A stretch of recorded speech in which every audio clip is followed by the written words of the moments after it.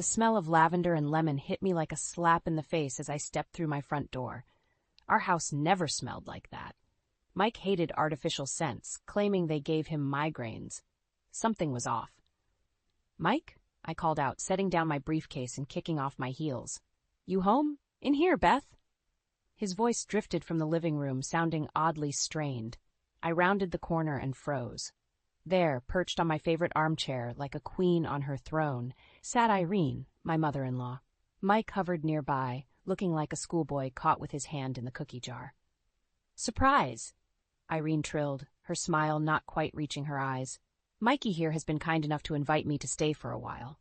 I blinked, certain I'd misheard. "Stay? For how long?" Mike cleared his throat. "Well, honey, that's the thing. Mom's going to be living with us, indefinitely." The room spun. I gripped the doorframe to steady myself. "Indefinitely? Mike, can I speak with you in private for a moment?" He nodded, following me into the kitchen. As soon as we were out of earshot, I whirled on him. "What the hell is going on? We never discussed this." Mike ran a hand through his hair, avoiding my gaze. I know. It's just Greg kicked her out. She had nowhere else to go." "Greg kicked her out?" I repeated, incredulous. Greg, Mike's older brother, had always been the good son in Irene's eyes. "Why?" Mike shrugged helplessly. He wouldn't say, just that he and Rachel couldn't handle her anymore. A chill ran down my spine. If even perfect Greg and his saint of a wife couldn't tolerate Irene, what chance did we have? "Mike, this is our home," I hissed. "You can't just move someone in without talking to me first." "She's my mother, Beth," he shot back, a hint of steel entering his voice. "What was I supposed to do, leave her on the street?" Before I could respond, Irene's voice floated in from the living room. "Everything all right in there, dears? I was thinking of whipping up a nice pot roast for dinner. Beth, you don't mind if I use your kitchen, do you?" I gritted my teeth. "Not at all, Irene. Make yourself at home." The words tasted like ashes in my mouth. Mike squeezed my arm. "It'll be fine, honey. You'll see." But as I watched him scurry back to his mother's side, a knot of dread formed in my stomach. This was far from fine. That night, as I lay awake listening to Irene's snores from the guest room, I couldn't shake the feeling that my life had just been turned upside down. What had really happened at Greg's house? And how long before whatever drove them to kick Irene out started happening here? I rolled over, studying Mike's sleeping face in the moonlight. He looked so peaceful, so oblivious to the storm brewing. I loved him, but in that moment I realized just how much of a mama's boy he truly was. My phone buzzed on the nightstand. A text from Rachel, Greg's wife. "Heard the news. So sorry. Call me if you need to talk." I stared at the message, a plan already forming in my mind. Tomorrow I'd get the real story from Rachel. And then I'd figure out how to reclaim my home and my husband from Hurricane Irene. As I drifted off to an uneasy sleep, one thought echoed in my mind. This means war. I woke up early, determined to confront Mike before he left for work. The smell of bacon wafted through the house, and I gritted my teeth. Irene was already making herself at home in my kitchen. "Mike," I said, cornering him in our bedroom, "we need to talk about this situation with your mother." He sighed, adjusting his tie. "Beth, please, not now. I'm already running late." "When then?" I demanded. "Because you certainly didn't think it was necessary to talk about it before moving her in." Mike's face hardened. What was I supposed to do? "She's my mother, Beth. She needed help." "And I'm your wife," I shot back. "Don't I get a say in who lives in our home?" Before Mike could respond, Irene's voice called out, "Breakfast is ready, dears. Mike, you'd better hurry if you want to eat before work." Mike gave me an apologetic look and hurried out. I followed, seething. In the kitchen, Irene beamed at us. "Good morning.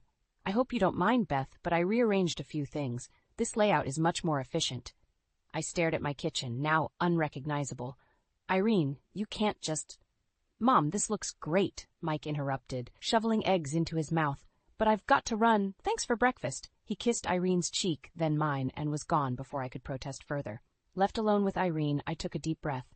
"Irene, we need to establish some boundaries. This is still my home, and—" "Oh, nonsense," she waved me off. "We're family now. Mi casa es su casa, right? Now tell me about your day." "Any big plans?" I bit back a retort. "Actually, I'm meeting Rachel for lunch." Irene's smile faltered for a moment. "Greg's wife, how nice. You two are close, then? We get along well, I said, carefully watching her reaction. Irene's eyes narrowed slightly. Well, just be careful what you believe. Rachel has quite the imagination, you know. The warning was clear. I nodded noncommittally and excused myself, my mind racing. At lunch, Rachel looked nervous. Beth, I'm so sorry about all this. We tried to warn Mike, but... What happened, Rachel? I pressed. Why did Greg kick her out? Rachel glanced around, then leaned in. It started small, rearranging things, criticizing my cooking, but then she started going through our things, reading our mail. She even tried to access our bank accounts. I felt sick. Did you confront her? Rachel nodded. Greg did. She denied everything, said we were paranoid. When we insisted she leave, she threw a fit, broke some of our things, threatened to call the police. It was awful. And Mike doesn't know any of this? We tried to tell him, Rachel sighed, but you know how he is with her. He refused to believe it. I clenched my fists under the table. I can't let this happen to us, Rachel. I won't. Back home, I found Irene in our bedroom, tidying up. My jewelry box was open on the dresser. What are you doing? I demanded. Irene jumped, looking guilty. Oh, I was just admiring your lovely things. You know, Mike mentioned you might be willing to part with some of these. After all, a married woman doesn't need so much flashy jewelry, does she? Something in me snapped. Get out, I said, my voice low and dangerous. Get out of my room. Get out of my house. Now. Irene's face darkened. Now, Beth, don't be dramatic. This is Mike's house, too, and he wants me here. You wouldn't want to come between a mother and son, would you? As we glared at each other, I realized this was more than just a family squabble. This was war, and I was fighting for my marriage, my home, and my sanity. Watch me, I growled, reaching for my phone to call Mike. It was time he knew the truth about his precious mother. The annual neighborhood barbecue couldn't have come at a worse time. As we stepped into the Johnsons' backyard, I plastered on a smile, acutely aware of Irene's presence behind us. Beth, Mike, Sarah Johnson called out. So glad you could make it. And who's this? Before I could speak, Irene pushed forward. I'm Irene, Mike's mother. I'm staying with the kids for a while. She emphasized kids with a patronizing smile in my direction. I bit my tongue, reminding myself to play nice. Mike squeezed my hand, mistaking my tension for nerves. If only he knew. As the afternoon wore on, I found myself cornered by well-meaning neighbors, all curious about our new living situation. I deflected as best I could, but Irene seemed to materialize at every turn, ready with her own version of events. It's just wonderful being able to help out, she gushed to Mrs. Peterson. You know how young couples struggle these days. Beth's so busy with her little job, she barely has time to keep house. I nearly choked on my lemonade. Little job? I was a senior account manager at a top PR firm. Mike, oblivious as ever, was chatting with some colleagues by the grill. I made my way over, determined to rescue him from Irene's clutches, but she beat me to it. Mikey, dear, she cooed, why don't you get your mother a plate? You know what I like. As Mike dutifully headed for the buffet, I overheard Irene speaking to one of his coworkers. It's such a shame, she said in a stage whisper. Mike works so hard, and Beth, well, let's just say she's not exactly wife material. Did you know she can't even cook a decent meal? My cheeks burned with humiliation and rage. I opened my mouth to confront her, but Mike returned, handing Irene a loaded plate. Here you go, Mom. Beth, do you want anything? I shook my head, my appetite gone. I need some air, I muttered, pushing past them. I found a quiet corner of the yard, trying to calm down. Rachel appeared at my side, as concern etched on her face. Beth, are you okay? I shook my head, tears threatening to spill. I can't do this, Rachel. She's poisoning everyone against me, and Mike won't see it. Rachel squeezed my arm. I know it's hard, but you can't let her win. Fight back, Beth. Show Mike who she really is. As we talked, I noticed Irene watching us. Her eyes narrowed. She whispered something to Mike, who frowned and started walking our way. Beth, he called. Mom says you're upset. What's wrong? I took a deep breath, ready to finally confront him, when a commotion broke out near the house. Sarah Johnson's voice rang out, panicked. My necklace! It's gone! Has anyone seen my diamond necklace? The party fell silent. Sarah was near tears, describing the valuable family heirloom she'd been wearing earlier. We should help look, Mike said, but Irene grabbed his arm. Now, she said loudly. I'm sure it's just misplaced, unless... Her gaze settled on me, a malicious glint in her eye. Beth, dear, You were near Sarah earlier, weren't you? The implication hung in the air. I stood, shocked into silence, as curious and suspicious eyes turned my way. Mom, what are you saying? Mike asked, confusion evident in his voice. Irene shrugged innocently. Nothing, dear. I just think maybe someone should check Beth's purse, for Sarah's peace of mind, of course. The world seemed to tilt on its axis. I looked at Mike, silently pleading for him to defend me. But he just stood there, uncertainty written all over his face. In that moment, I realized the true depth of the chasm Irene had created between us. This wasn't just about a necklace or a spiteful comment. This was the beginning of the end. Go ahead, I said, my voice shaking with fury. Check my purse. Check everything. But when you don't find it, Mike, you and I are going to have a long overdue conversation about your mother. The barbecue fell silent, all eyes on us, as Mike reached for my purse. The aftermath of the barbecue disaster left me reeling. Though Sarah's necklace turned up in her own bathroom, must have slipped off while I was washing my hands, she'd said sheepishly, the damage was done. Irene's insinuation hung in the air like a toxic cloud, poisoning my relationships with neighbors and friends. I needed space, perspective. So when my best friend Jenna suggested a girls' night out, I jumped at the chance. You look like hell, Beth, Jenna said bluntly, as I slid into the booth at our favorite bar. I sighed, running a hand through my hair. Thanks. I feel like it too. As I poured out the whole sordid story, Jenna's expression morphed from concern to outrage. And Mike just stood there? She demanded. While his mother basically accused you of theft? I nodded, the familiar ache in my chest intensifying. He's completely blind when it comes to her, Jenna. It's like I don't even know him anymore. Jenna reached across the table, squeezing my hand. Beth, honey, I hate to say this, but have you considered that maybe it's time to leave? The words hit me like a physical blow. Leave, Mike? The thought had crossed my mind in my darkest moments, but hearing it spoken aloud made it real. I don't know, I stammered. I love him, Jenna. We've built a life together. A life his mother is systematically destroying, Jenna pointed out. You deserve better than this, Beth. You deserve someone who puts you first. Her words echoed in my head as I drove home, slightly buzzed and emotionally drained. But as I pulled into our driveway, I knew something was wrong. The living room lights were blazing, and I could hear raised voices from inside. I entered to find Mike and Irene in a heated argument, surrounded by cardboard boxes. What's going on? I asked, my heart racing. Mike whirled to face me, his expression a mix of anger and hurt. Why don't you tell me, Beth? What the hell is all this? He gestured to the boxes, and with a jolt I recognized them. They contained all of Mike's childhood mementos, trophies, yearbooks, old toys, things I'd carefully packed away in our attic years ago. I don't understand, I said, genuinely confused. These were in the attic. Why are they down here? Irene stepped forward, her face a mask of righteous indignation. I found them while I was cleaning, stuffed away like so much garbage. How could you, Beth? These are Mike's precious memories. Cleaning the attic, I repeated, incredulous. You had no right to go through our things? Our things? Irene scoffed. These belong to my son, and it's a good thing I found them. She was probably planning to throw them out, weren't you, Beth? That's ridiculous, I snapped. Mike, you can't seriously believe that. But the doubt in his eyes told me he did. Or at least he wasn't sure.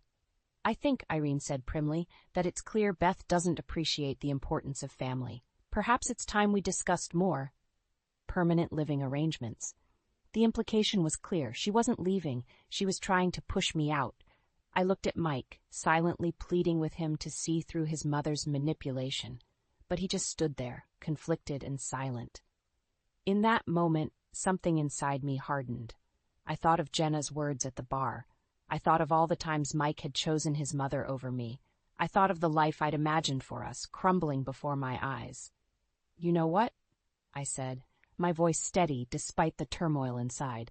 You're right, Irene. It is time to discuss permanent arrangements, but not the kind you're thinking of. I turned to Mike, my decision made. We need to talk, now, and this time you're going to listen. As I led him to our bedroom, leaving a sputtering Irene behind, I knew. This was it, the moment that would define our future or end it. I trudged up the driveway, exhausted after a grueling day at work. All I wanted was a hot shower and some peace and quiet. Fat chance of that with Hurricane Irene in residence. The moment I stepped inside, I knew something was off. The air felt different, charged with an unsettling energy. I called out, "Mike? Irene?" No answer. Frowning, I made my way upstairs. As I approached our bedroom, I heard muffled sounds, rustling, drawers opening and closing. I pushed the door open and froze. Irene stood in the middle of the room, surrounded by chaos.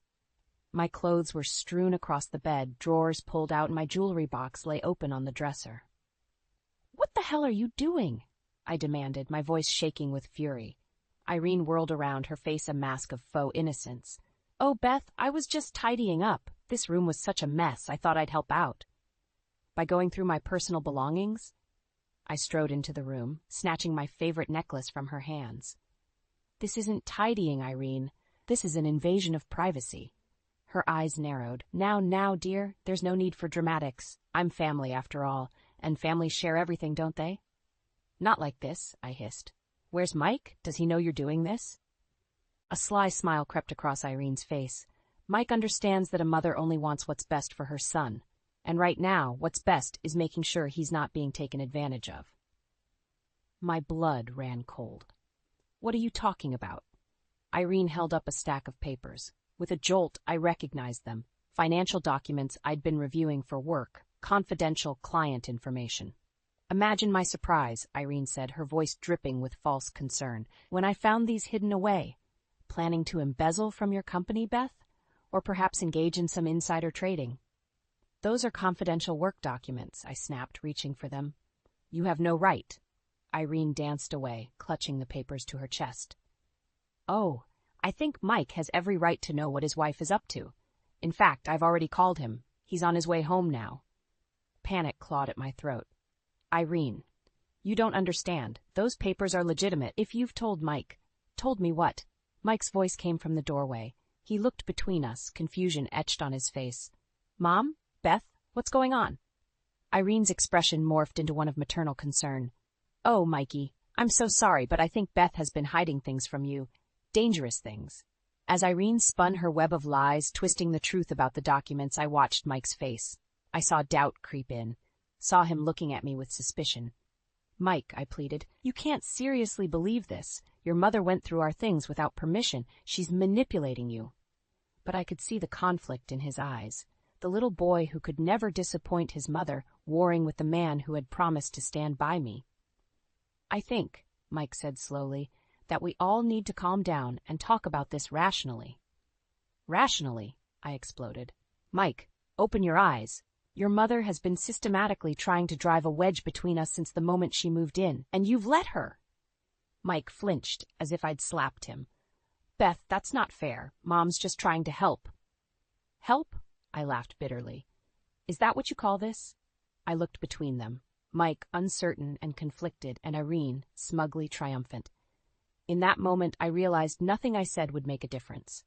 Mike would always choose his mother. A calm settled over me, born of absolute clarity. I knew what I had to do. "You know what?" I said, my voice steady. "You two deserve each other. I'm done." I grabbed my purse and car keys, ignoring Mike's protests and Irene's false concerns. As I reached the bedroom door, I turned back one last time. "When you're ready to be a husband instead of a son, Mike, you know where to find me. But I won't hold my breath." With that, I walked out, leaving behind the suffocating atmosphere of manipulation and betrayal. I didn't know where I was going, but I knew one thing for certain. I wasn't coming back until things changed. And if they never did, well, I was prepared for that too. 3 days. That's how long I'd been staying at Rachel's, my mind a whirlwind of anger, hurt, and indecision. Mike had called countless times, left dozens of messages. I ignored them all. On the 4th morning, I woke with a sense of clarity. This ends today, one way or another. "Are you sure about this?" Rachel asked as I gathered my things. I nodded, steeling myself. It's time Mike made a choice. I can't live like this anymore. The drive home felt surreal. I'd spent weeks compiling evidence of Irene's manipulation. Screenshots of texts, recordings of her snide comments, statements from friends who'd witnessed her behavior. It was all in a folder on my phone, ready to be presented like some twisted court case. As I pulled into our driveway, I saw Mike's car. Good. He was home. I entered the house, my heart pounding. Voices drifted from the kitchen, Mike and Irene arguing. Mom, you can't keep doing this. Beth is my wife. I'm only trying to protect you, Mikey. Can't you see she's not good enough for you? I stepped into view, my presence silencing them both. Well, isn't this cozy? Mike jumped up. Beth, you're home. I've been trying to reach you. I know. I cut him off. We need to talk. All of us. Irene's eyes narrowed. Now, Beth, there's no need for dramatics. Shut up, Irene, I snapped, surprising even myself with the venom in my voice. For once in your life, just shut up and listen. I turned to Mike, my resolve hardening. It's time to make a choice, Mike. Your mother or our marriage? His face paled. Beth, that's not fair. You can't ask me to. Can't I? I pulled out my phone, bringing up the folder of evidence. Let me show you exactly what your mother has been doing. For the next 20 minutes, I laid it all out. The snide comments caught on video, the text messages to friends spreading lies about me, the recordings of her going through our things, her attempts to access our finances. With each piece of evidence, Mike's expression grew more horrified. Irene sputtered denials, but the proof was irrefutable. I had no idea, Mike whispered, looking shell-shocked. Because you didn't want to see it, I said, my voice breaking. You've always chosen her, Mike, every single time. Irene, seeing her control slipping, lashed out. This is ridiculous. Mikey, are you going to let her talk to your mother this way? After everything I've done for you? Mike looked between us, torn. And in that moment, I knew he still couldn't do it, couldn't stand up to her. You know what? I said, a strange calm settling over me. I'll make this easy for you. I pulled out a manila envelope I'd been carrying in my purse. Divorce papers. I've already signed them. The room went deathly quiet. Mike stared at the envelope, his face ashen. Beth, no. Please, we can work this out. Can we? I asked, tears finally spilling over. Because I don't think we can, Mike, not as long as you're unwilling to cut the apron strings. Irene, sensing victory, couldn't help but gloat.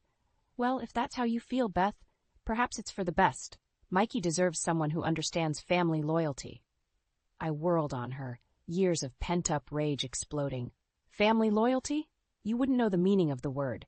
You've done nothing but try to destroy our marriage from day one. As Irene and I faced off, Mike suddenly slammed his hand on the table. Enough! We both turned, startled by his outburst. Mike stood, his face a mask of anguish and determination. This ends now, he said, his voice shaking. I'm done being caught in the middle. It's time for me to make a choice. As Mike took a deep breath, preparing to speak, I held mine. This was it, the moment that would determine everything. The tension in the room was palpable as Mike took a deep breath, his eyes darting between Irene and me.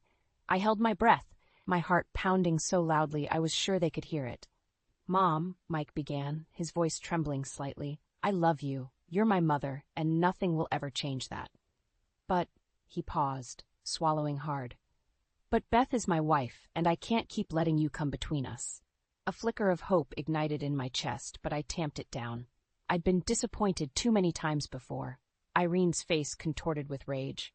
Michael, how dare you speak to me like that, after everything I've done for you? That's just it, Mom, Mike continued, his voice growing stronger. You've done too much. You've overstepped, time and time again, and I've let you, because I was afraid of disappointing you.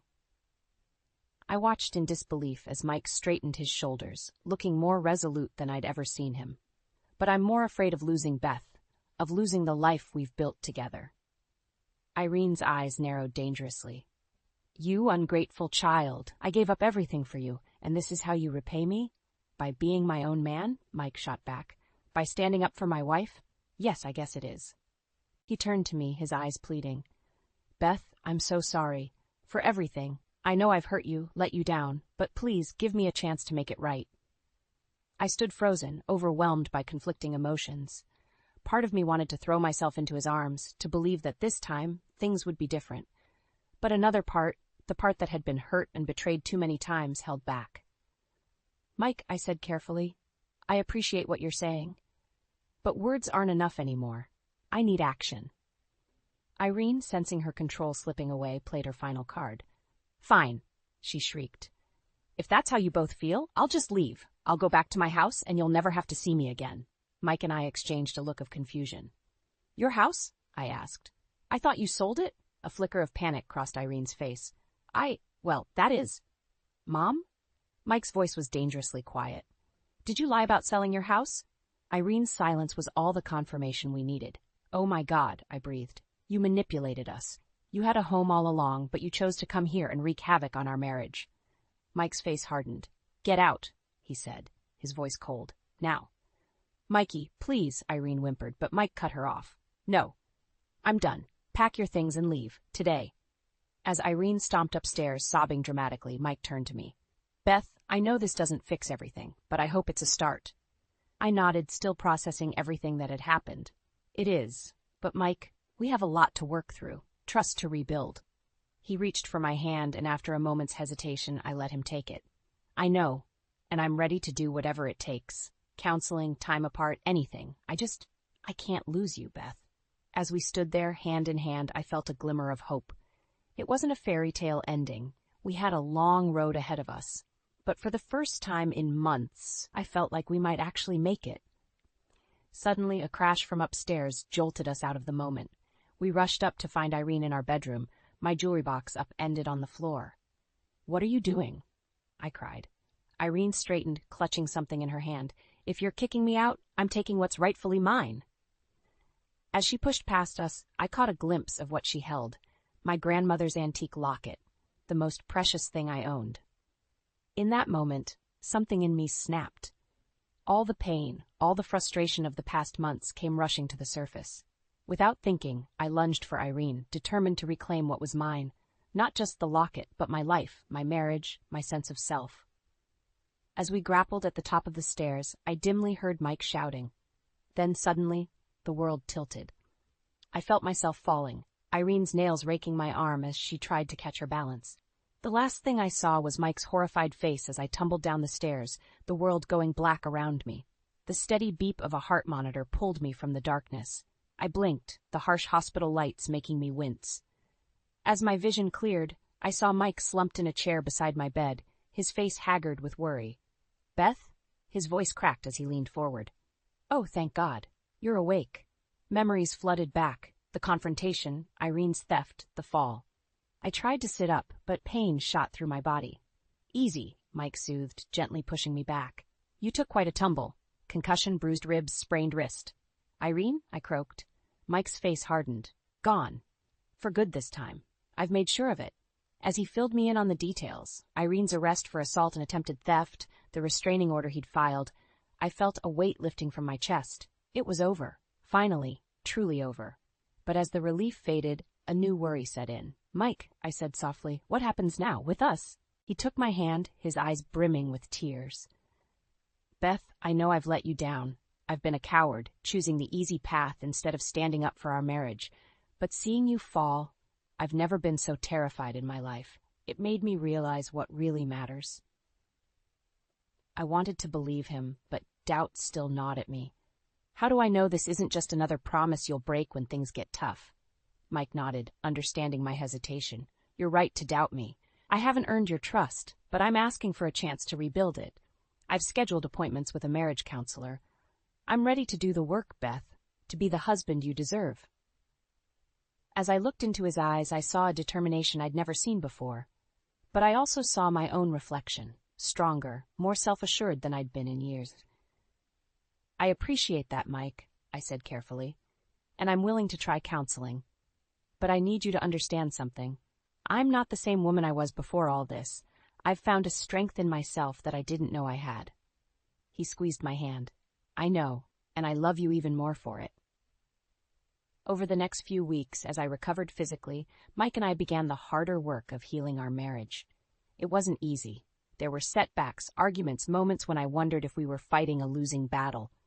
But slowly, surely, things began to change. Mike stood up to his mother when she tried to weasel her way back into our lives. He supported my decision to take a promotion at work, even though it meant longer hours. We learned to communicate, to truly listen to each other. 6 months after my fall, we stood in our living room, surrounded by boxes. We decided to sell the house, to start fresh somewhere without the lingering ghosts of the past.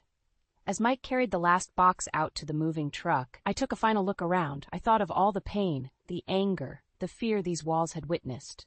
But I also remembered the laughter, the love, the life we'd built here. "Ready?" Mike asked, returning to the doorway. I nodded, a bittersweet smile on my face. "Ready." As we walked out hand in hand, I realized something profound. The house wasn't our home. We were, and we were taking that home with us, stronger and more resilient than ever. In the end, Irene's intrusion hadn't destroyed us. It had forced us to confront our weaknesses, to fight for what truly mattered.